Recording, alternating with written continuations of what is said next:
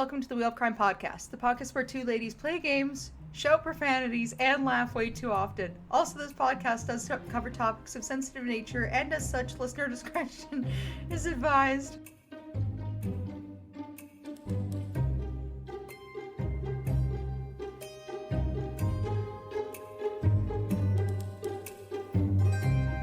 Hello, and welcome back to the Wheel of Crime podcast. My name is Jenn.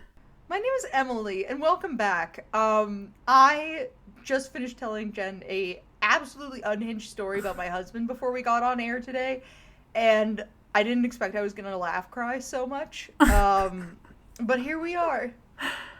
Here we are. I am too stunned to speak.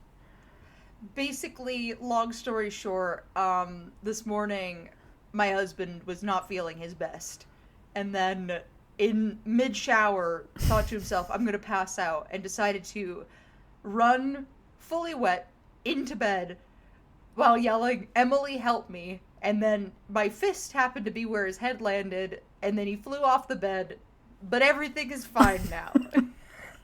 He is not concussed. We are all good. He's had a meal. We're all safe here. I mean, don't sleep over at Emily's house, I think is the moral of this story. Dude, I can't even sleep in my own house. Oh, Jesus. It's so stupid. But anyways, yes, welcome back. It is another beautiful, beautiful Friday here in ye old Canada.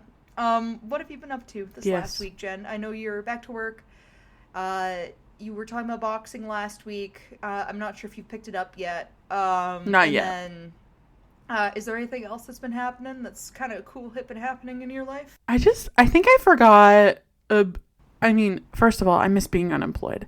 Second of all, I think I forgot how busy the weekends are when you're working, you know? Like, I feel like I'm at my boxing is scheduled for a couple weeks out because I'm like, I have something going on like every weekend until then.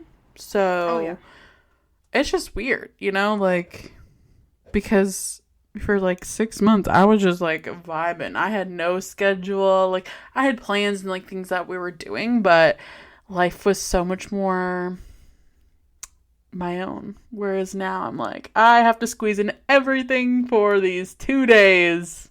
Yeah, it's not great. My personal battle has been, we've been eating groceries the last couple weeks, and I don't know what it is. It just gets to the weekend, and I haven't had time during the weekdays to just sit there and write out everything we need for groceries, because it's been a minute. Yeah.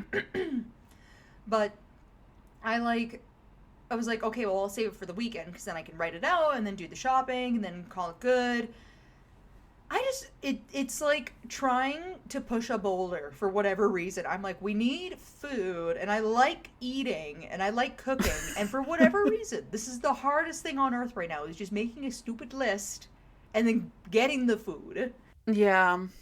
I feel ya. I've been there's like a couple different companies that do this.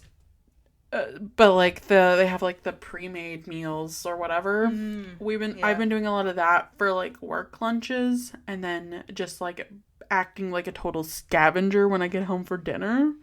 Yep. So see, and I'm trying to get myself out of those habits, because I feel like when I scavenge eat, I just end up not feeling super great, or like the next day I'm like very low energy, or like, you know, it's like the evening and suddenly I'm hungry again, and I can't keep living like this. So I'm trying to, like I said last week, do the adult thing. I'm making an adult schedule, but for whatever reason, it is so hard.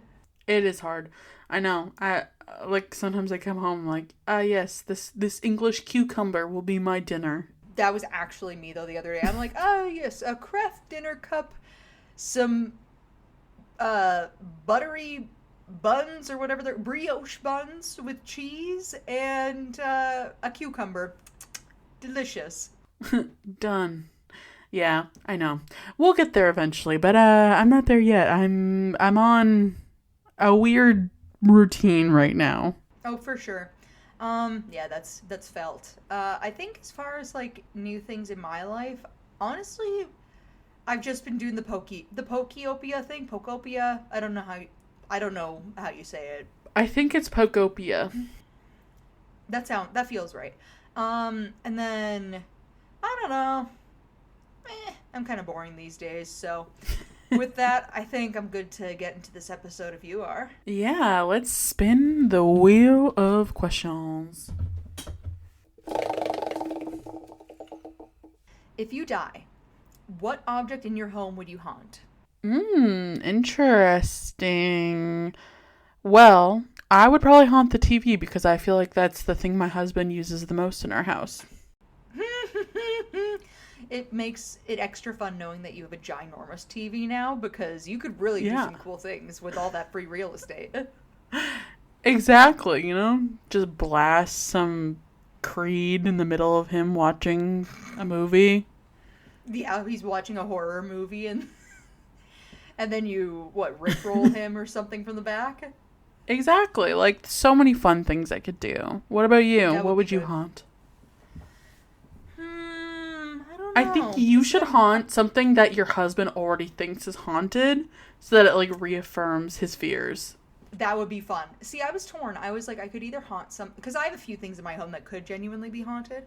So I'm like, I either haunt the most obvious thing or I haunt something that's so not obvious that I would just never be found. But I don't know. I also just have some cool things that feel like they'd be cool things to haunt. But what does my husband already think is haunted? Because that's a good one.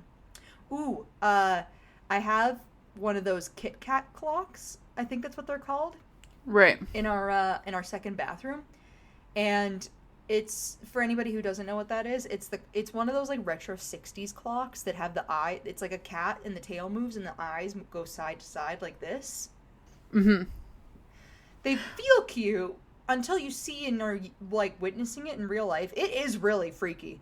I'd haunt that thing. That feels like it could be a haunted item for sure. It does. Mine is not secondhand. It was a first-hand gift that I received, but it might as well be. I feel like the vibes are there. It will be haunted by me soon. Yeah, soon, one day, if I die. That's a threat. Yeah. All right, let's spin for our next question.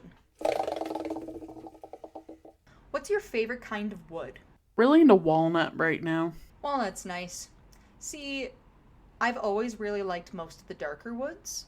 I've also really grown fond of, I don't remember right now what kind of wood it is exactly, but it's kind of the reddish one. I don't know if that's maple or something else. Cherry? Maybe that's what I'm thinking of. It's like the darker reddish brown. I think that's really fun. I've never been a huge fan of anything beech, though. No. Or sandalwood is not my... Yeah. It's not my vibe. I like hickory. I feel like hickory is probably one of the cooler toned woods that I'd go for, but it's also kind of in the middle. I feel like anything lighter is giving beach house too much. Which I would be okay with if I was decorating for a beach house, but I'm not. Exactly. I decorate a very eclectic individual Grandma. who frequents a thrift store. Yeah, an eclectic old lady who frequents a thrift store, and that is exactly how I like it. An eclectic old witch, really. This is true. I do have a thing or two that gives witchy vibes. That may or may not give some witchy vibes. Who's to say? I love really? that. Honestly, I love your vibe. Thanks. I feel like I gotta amp it up these days. I haven't picked up a good mostly haunted item or anything truly witchy in a hot minute, so I think it's time I gotta go look to the crystal shop or something, Yeah. Gotta rekindle that vibe. You know what? Randomly, this is completely off topic, but my husband and I were talking today about the egg cleanse that you and I did. Oh, yeah. And I kind of feel like it worked. Because, truly things have been, better since. You know what? Anything, as long as you believe in it, I am willing to believe that most things work. See, I'm a big supporter of team manifest it. If you really believe what you're doing works, then it works. I don't care what it is. See, I'm not usually very... into that sort of thing, but you know what? I'm willing to give this one a thumbs up. Especially since my egg was so fucked up. Your egg was crazy. The only way it could have been worse is if there was a blood clot in there. Which, thank God, there wasn't. Because it was a tornado or whatever. Yeah. If that means anything to anyone listening. Yeah, if anybody's super familiar with, like, egg cleanse terminology. Yeah, Jen's was crazy. It was, swirly, and it had, like, a bunch of, like, they call them needle spikes in there. And you had bubbles in your yolk, and I was like, Jesus Christ, there's so much happening. Yeah. Yeah. That's fun. But, all right, well, let's spin for our next question. Yes. Have you ever owned a haunted object? Not personally, but I mean, like, it's hard because I don't super believe that haunting is like a real thing that happens in our world. How about a cursed object? I don't think so. Like, not me specifically, but there was a mirror in my parents' house growing up that always made me feel really unsettled when I looked in it a little too long, and I feel like that's the closest thing that I have, you know? I think that kind of counts, though. I feel like generally when it comes to, like, haunted or, like, cursed objects, there may very well be ones that I've just not met in real life that I'm 100% sure on. But I think if you're interacting with something and it is frequently giving you just generally bad vibes, I think that's what it was. It's like, because it was always, like, it was in this, like, room where they had, like, this fancy, if anyone knows the lore of my parents, they have this, like, fancy furniture that no one's allowed to sit on. But, so it was in that room, and you could kind of see it coming down the stairs. And so you would, like, and it was, like, near the front door. So, like, you were always kind of, like, looking at it, like, and it always just made me feel very unsettled. I feel like, though, it is a weird thing to have a mirror pointed right at your front door. Well, it wasn't pointed at the front door. Like, it was to, like, the right of the front door. I understand what you're saying. Yeah, but, like, you could see it from the front door. Oh, okay. I'm trying to see, I probably know, like, if you showed me a picture of your parents' house, I would know which mirror you're talking about, but, like, yeah. Well, they've taken it down because I don't know why. I actually have not asked, but maybe it gave them bad vibes. I don't know. They may have had an experience where they're like, maybe the mirror needs to disappear. Maybe. Yeah, I don't know. What about you? Do you have any cursed or haunted objects in your possession? I once did and have since then gotten rid of an allegedly cursed object. Oh? Yes. So I had somebody who wasn't a super close friend of mine once upon a time who, after I got married, gifted me this, like, handmade, embroidered, just, like, it looked like a house. It kind of looked like hobbycraft of housewarming something, which was, it was cute. It was fine. But it was the way that it was propositioned to me was really strange. So it had all of, like, me and my husband's information on it, like our names, the day we got married, all of this type of stuff. And then when this person gave it to me, so again, keep in mind, this is not somebody that I'm exceptionally close with. Like, most people I was close with, either, you know, I had gifts from them and that made sense. This was the only person that I did not know super well, who was also not at my wedding, who gave me a gift. So that was already a little bit strange. And then on top of that, they were like, yeah, I have a good friend of mine who's a practicing Wiccan who's been, or not Wiccan, a practicing witch, because I know Wiccans and witches are different. She said, I'm a practicing witch who's been working on her hobby craft, and I asked her to make this for you. And I was like, at the time, I was like, hang on. So, you, this person I don't know super well, are giving me a gift for my wedding.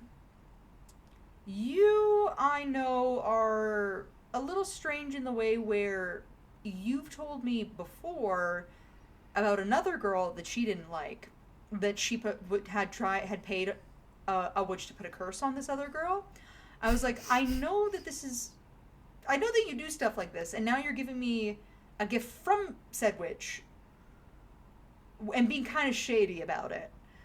I don't think Right. I like that. Like, there was, like, the whole thing was very weird. And so, like, on one hand, I was like, oh yeah, like, you know, maybe this is just a good faith thing where it was just, you know, a thoughtful thing to do. Maybe this person's looking at practicing and they're good friends and she just thought this was like a, you know, whatever.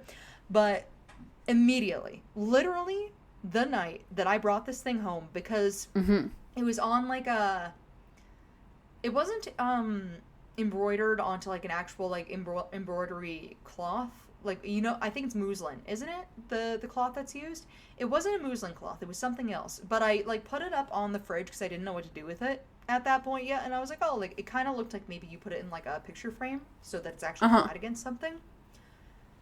And I put it up on the fridge. That night, my husband started having crazy nightmares. Like, crazy nightmares every single night for, I don't know, like 2-3 weeks. And then at some point, I was like, the only thing that's new, really, in our lives that's happened in the last 3 weeks is me bringing this thing home and putting it up on the fridge. So I was like, you know what? I don't feel a type of way about this. I'm just going to take it and light it on fire, and we'll see what happens. Lighting it on fire is crazy. Well, to me, I was like, I can't donate it. It has our personal information on it, right? Like, it just felt like a weird thing to do, and I was like, I guess I'm burning it. So I did that. And then, yeah, he stopped having nightmares, like, immediately after that. And I was like... Weird. Yeah, I was like, this is feeling a little... Do you think the curse was on you or on him? I think that... How do I say this?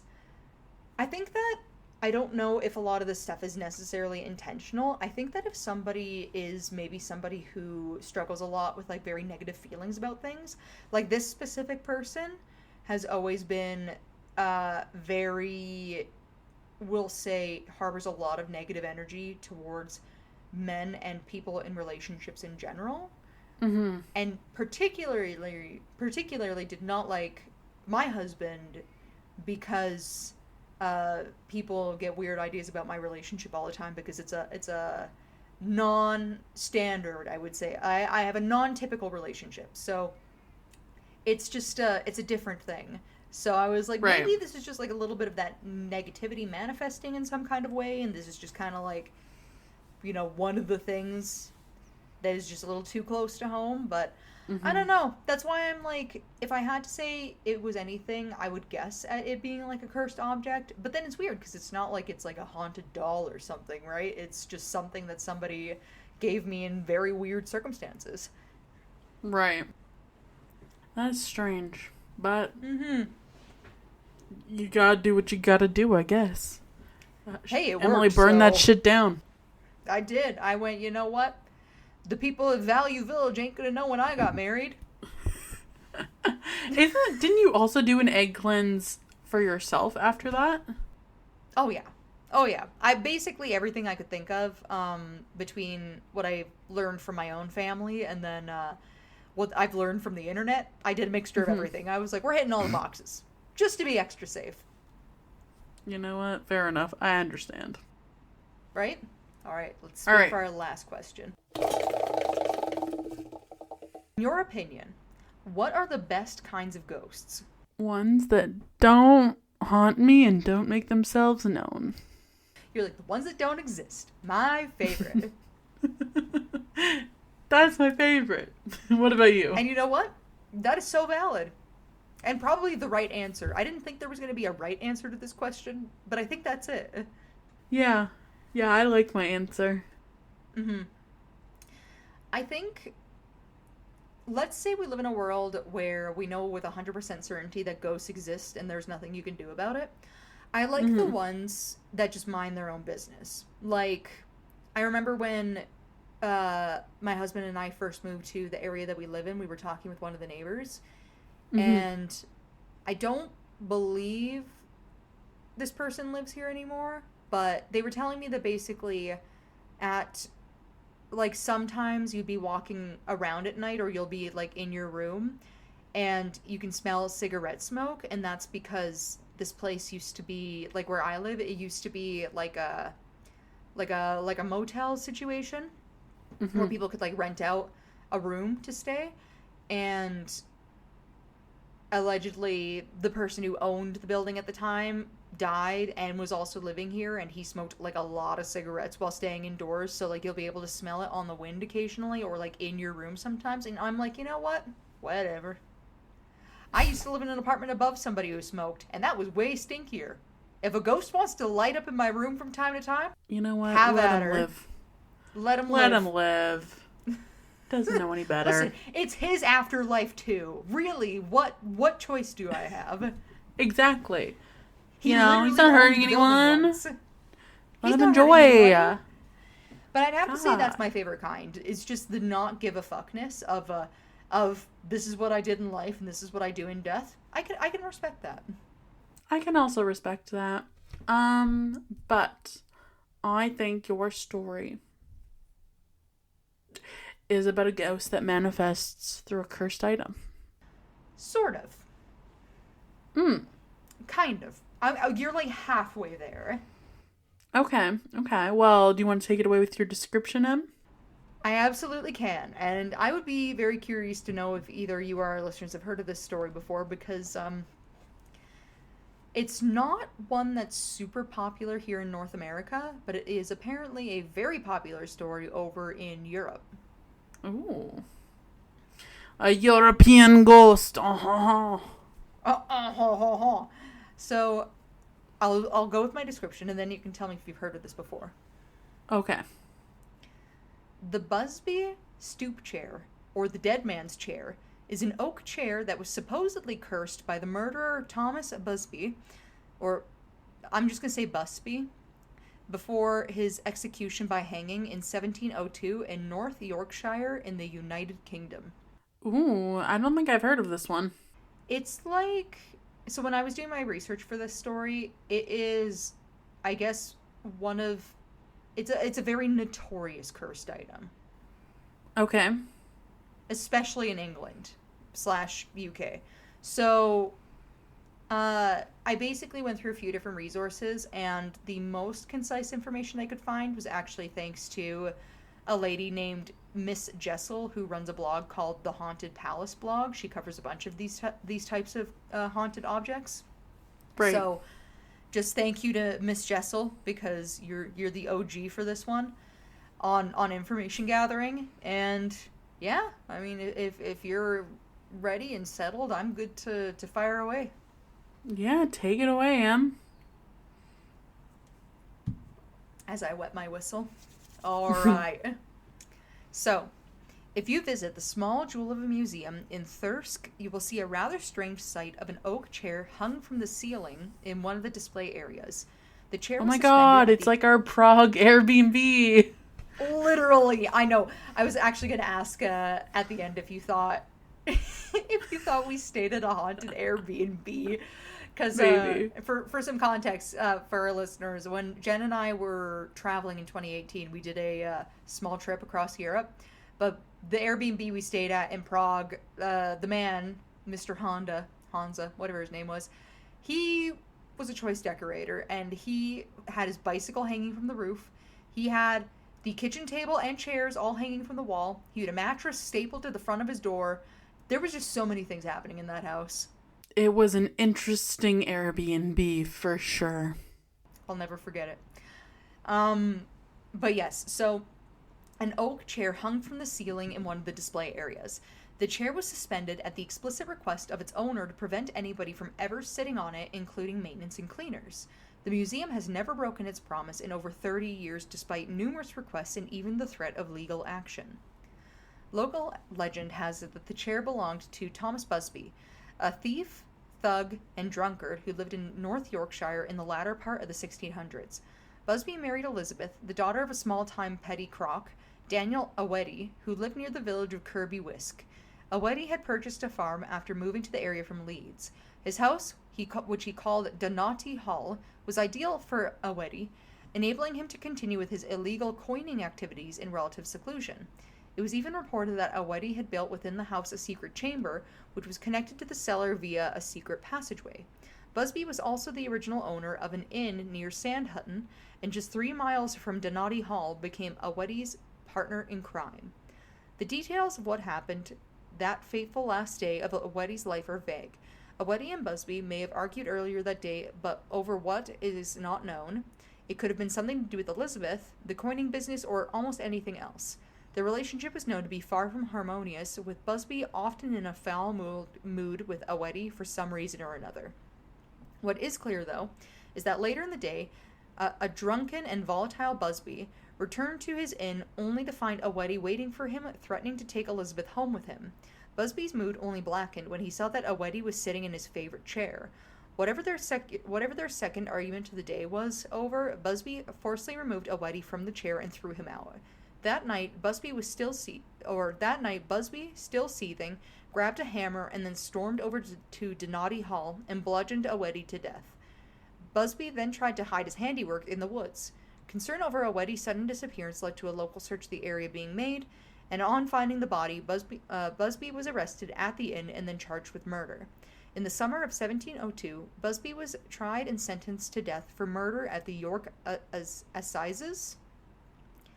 I think his punishment was to be gibbeted, which means to be hung from a gibbet, his body dipped in tar, and his remains displayed on a stoop post.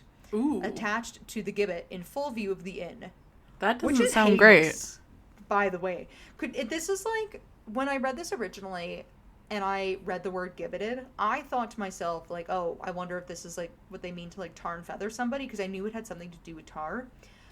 Mm-hmm. But no, this is just dipping somebody in tar, so they basically become, like, a preserved tar corpse, and then putting them up for display in front of the inn as, like, a warning to people, being like, this could happen to you. That's quite the way to go. Not the way I would like to go, though. Hell no. And this was in full view of the inn, which is also crazy, because I'm like, if you want people I wouldn't want to stay there. I'm like, great, let's just go stay at the inn in full view of the corpse of a man right covered in tar? Window. Like, wild. Old England, Yuck. Man, I don't know. It was a time. So then... Apparently. The inn, after this, was soon renamed the Busby Stoop Inn, a name which it retained until it closed in 2012. Wow. Quite a run. Yes. It is here that the story veers away from historical certainty and moves into the realm of local folklore. One version recounts how Busby was granted his last wish, which was to have a final drink at his own inn and sit in his favorite chair. On leaving the inn to his final journey to the... I keep talking so fast.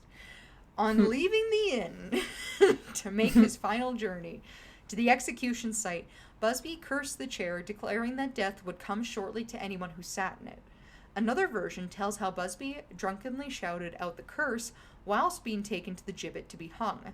Whichever way you look at it, Busby was determined that even from beyond the grave, he would never allow anyone to enjoy sitting in his beloved chair.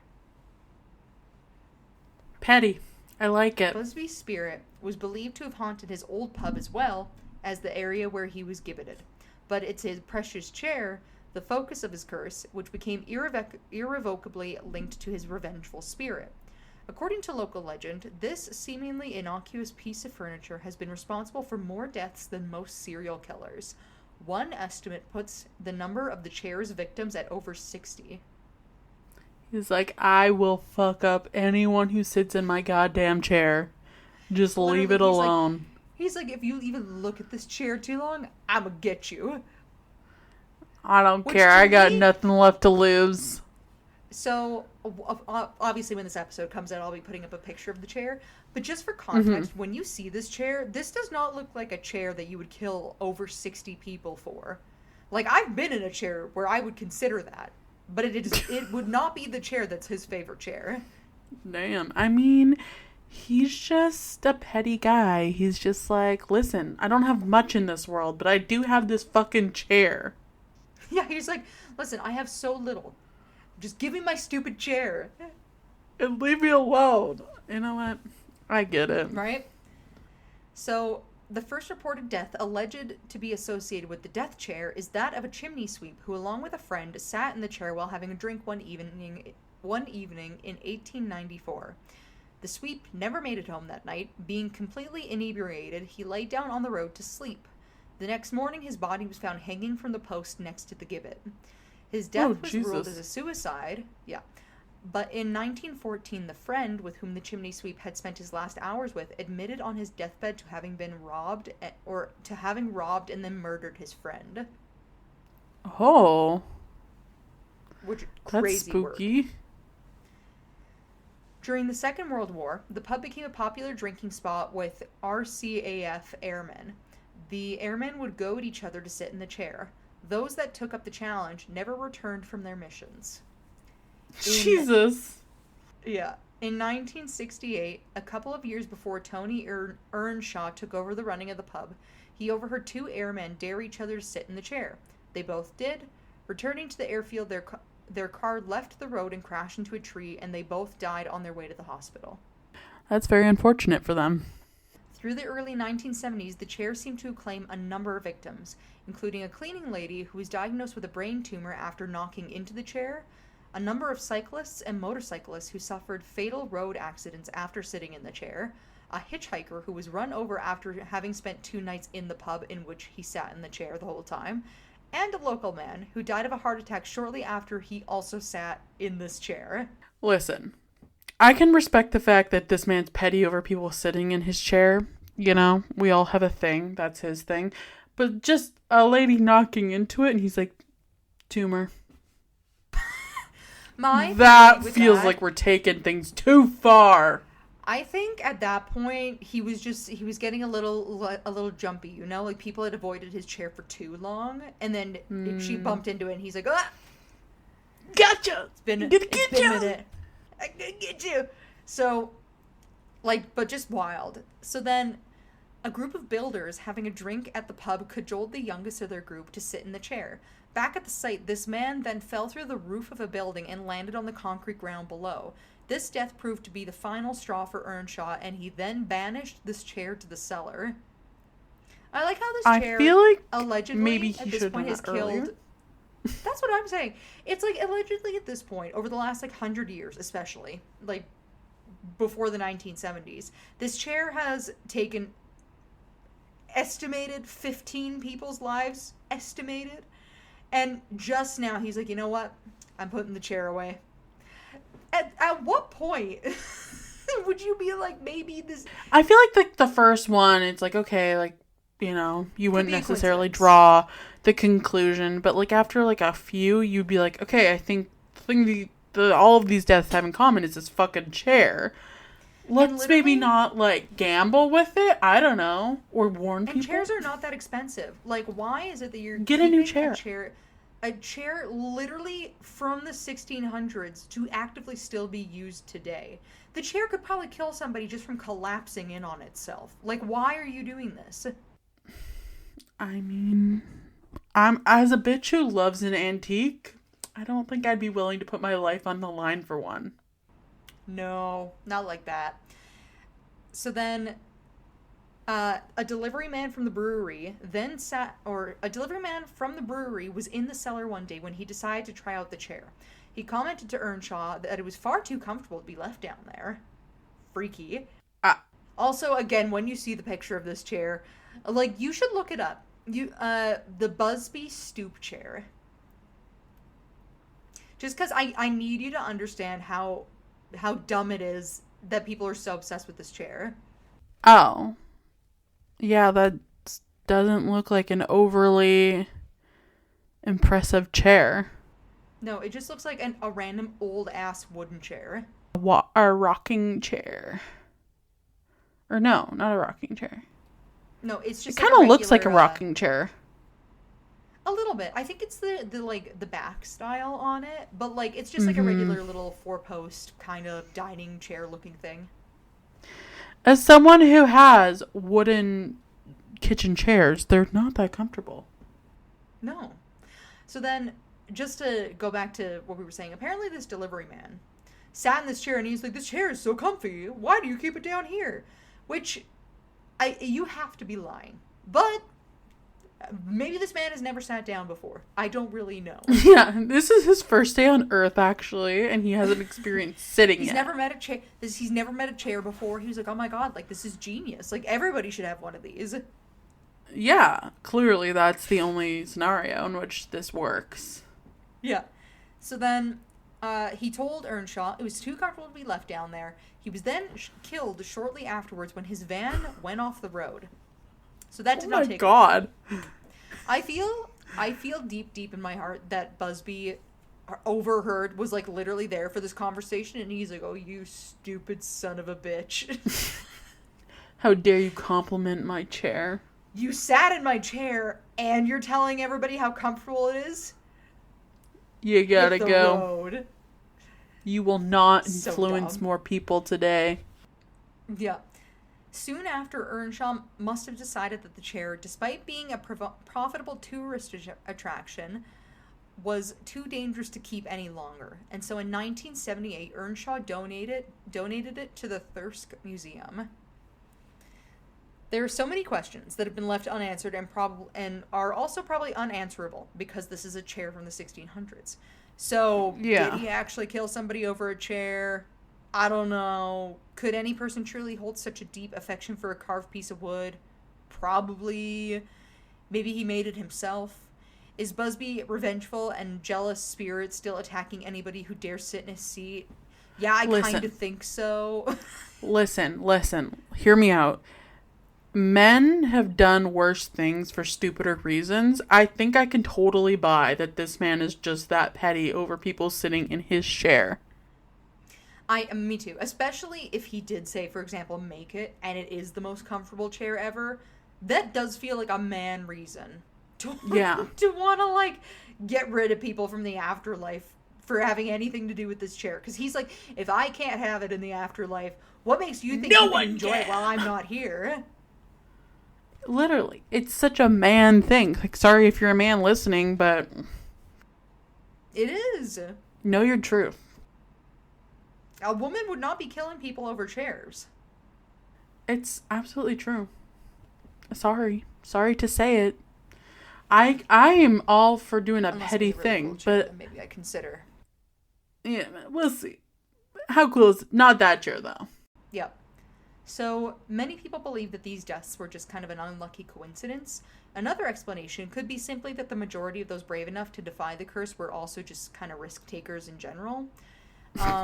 Because it is interesting how many of these deaths happened leaving the pub on the road, or it was people in the military, Listen, that sort of thing. There's no curse. They're just fucking stupid. Yeah, or they're dumb and unlucky. There's no curse. This chair just kills 60 people because everybody's an idiot, obviously. Sounds like the kind of logic my therapist uses on me. Yeah. You're not cursed, just unlucky and stupid. Listen, you're not cursed, it's just bad things happen to you. Exactly. And we don't really know why. And that's okay, but it doesn't mean that you're cursed. Exactly. Yeah. Who's to say? Who's to say? But what do you think? Is this, do you think the chair is cursed? Do you think that people are just dumb and unlucky? Do you think that Busby's haunting people from the afterlife over this chair? Do you feel like, because at least the picture I'm thinking of, the chair is like literally being suspended from the roof, I think. And do you feel like this chair deserves to be locked up for its potential risk? Okay, A, throw the chair in jail. It's committed too many murders to not be punished. Agree. If we've got serial killers in jail, I don't get why we wouldn't put the killer chair in jail also. That's what I'm saying. Also, I mean, people generally are just stupid and unlucky, so all of the above. I think I believe all of the above, I guess. Well, it's funny for me, because, like, to me, I'm like, yeah, I could kind of see the logic behind, like, a lot of the people who are, you know, ballsy enough or whatever to sit in this chair being like, it won't kill me, and then they die. It does make sense to me that it would be people who maybe already are accustomed to taking risks who would do something like that, especially with it having like a name to it, who also do dangerous activities. This makes sense to me. At the same time, though, I'm like, if we entertain the idea of ghosts being real, this is something that a ghost man, who's also a criminal, would probably do. Like, this makes sense to me. Absolutely. It makes sense to me too. In the world where I believe in ghosts, which I don't, but like, maybe. But yeah, who's to say? But anyway, so that's all I got. Is there anything else you want to add to this killer chair? No, I think that brings us to the end of our tale for today. All right. So today's episode's a little bit shorter, but that's okay. There's only so long I can talk about a haunted chair that's allegedly killed 60 people. But if you like today's episode, please make sure to leave us a review on wherever you're listening to our podcast. We also have a website, which is www.wheelofcrime.com. You can check us out on there. We have our Patreon, which is at Wheel of Crime. We have our email, which is wheelofcrime@gmail.com. And we also have our social media, which is on Facebook, X, Instagram, and TikTok, all at Wheel of Crime. If you say listen to today's episode and you're like, I have a haunted chair and it's killed more than 60 people, you can write in and you can tell us all about it. We keep our listener stories form up on all of our social media 24/7 now, so you can write in and potentially get a feature on our next listener episode. Yes, and that's it. That's all. We'll see you next week for another new episode. Okay, bye. Bye.